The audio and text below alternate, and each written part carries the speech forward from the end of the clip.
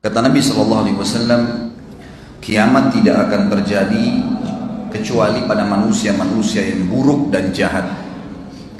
Di dalam hadis Bukhari yang lain dikatakan, setelah Isa alaihissalam meninggal dunia, manusia mulai kembali lagi berbuat kerusakan, sampai akhirnya terbit matahari dari wilayah barat.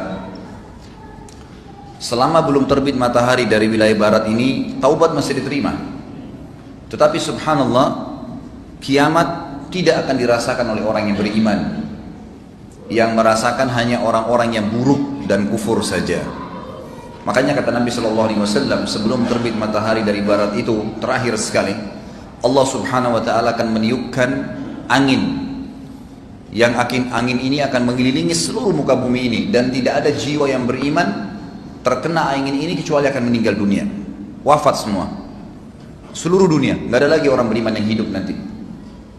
Pada saat itu kata Nabi SAW, Allah jadikan kiamat yang besar, dan yang menyaksikan kiamat tersebut adalah orang-orang yang kufur saja. Orang beriman tidak akan melihat itu.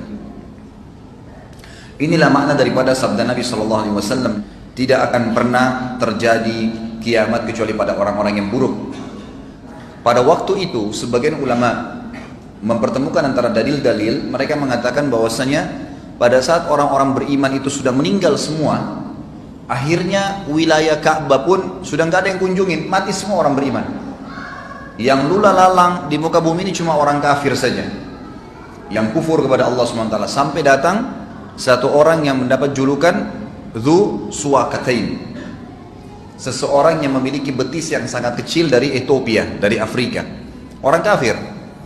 Lalu dia datang dan dia merobohkan Ka'bah,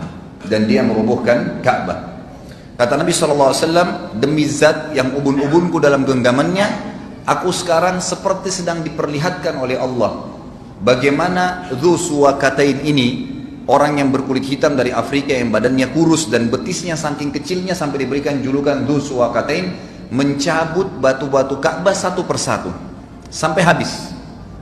Sebagian ulama mempertemukan juga perilaku Dzu Suwakatain ini, kenapa dia hancurkan Ka'bah? Karena waktu itu tersebar berita kalau di bawah Ka'bah itu ada harta tersimpan. Maka dia pun berusaha untuk membongkar, dan tidak ada yang menahan dia pada saat itu karena memang tidak ada orang yang beriman lagi, sudah habis. Kalau ada orang beriman tidak mungkin dibiarkan, gitu kan. Ini terakhir sekali, kejadian ini terakhir sebelum terbitnya matahari dari barat.